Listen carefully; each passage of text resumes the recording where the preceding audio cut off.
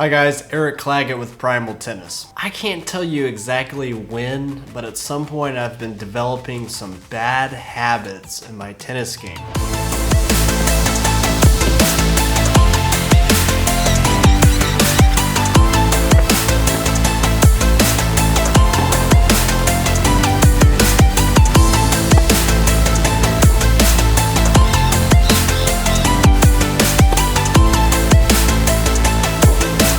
I haven't had much coaching the last 5 or 6 years. You know, being a USTA 5.0 tennis player, it's normal to develop a few tendencies that are probably hurting your tennis game. And that's exactly what happened to me. And that's why I was relieved to find Julian here in Buenos Aires, Argentina. He's a coach at GEBA, or called GEBA here by Spanish speakers, a 26-court red clay tennis facility that has become my home tennis facility here. And Julian is a coach there. He tremendously helped me overcome some of these bad habits in just a few sessions with him. So growing up, my backhand was by far my best shot. You can just ask anybody that played me in juniors, is avoid my backhand, because I would hit a flat backhand that was consistent, deep, like a rifle with pinpoint accuracy. It became known that if you come to the net against me, don't hit it to my backhand because you will get passed. But somewhere down the line, in the last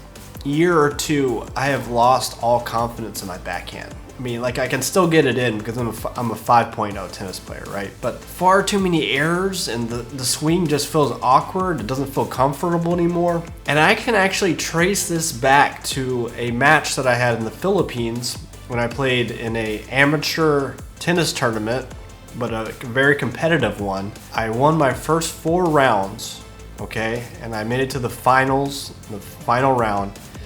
And I played a kid named Carl. It's on this clay. The Philippines has clay, but it's kind of like a beach sand colored dirt. And Carl had a killer backhand, and he was just pounding it to my backhand, hitting it deep and flat.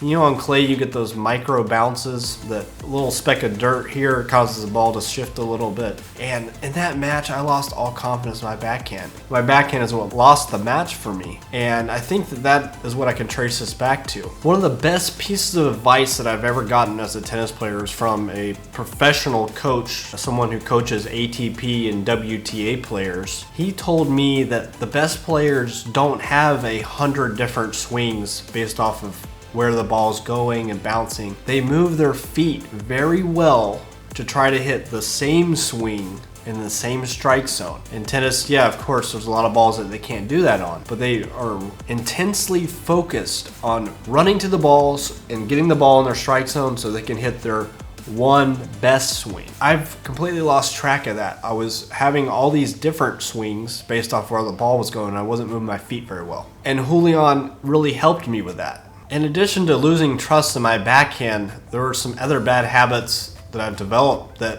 Julian helped point out. I wasn't even aware of it. I wasn't hitting with a wide enough stance on my backhand. My feet were getting close together. So I was losing some balance, losing some power, losing some timing. I was chopping my backhand volley. I was bringing my racket from high to low rapidly, trying to put this crazy underspin on my backhand volley instead of hitting through the ball and punching the ball through the court with a little bit of low to high. And on both sides, my swings had shortened. My arms and elbows were bent, and the loop was smaller. And I wasn't actually finishing up over my shoulder like I should have been. And then on my serve, I wasn't going arriba. I wasn't going up to get it enough. You know, I was waiting for that ball to come down, and I was still hitting it hard, but I wasn't going up to get it, so I was missing a lot of balls in the net. So these are all things that why I think it's really important, no matter what level you are, to still have eyes on your game from someone that does it for a living, like a coach like Julian. So my experience meeting Julian and getting some of his coaching was a very good reminder that even though I'm a 5.0 USTA tennis player, UTR 10, I still need eyes on my game occasionally to weed out some of these bad habits, because they're always going to develop. That's the nature of tennis, is that you're going to start developing some of these bad habits. Even the best players in the world do that at times. So thank you, Julian, He's got a good eye for noticing these small things, those small areas of improvements that you can make to help your game. And by the way, I'm loving my tennis here in Buenos Aires, Argentina. Highly recommend you guys getting down here. It's a beautiful, wonderful city with a nice climate.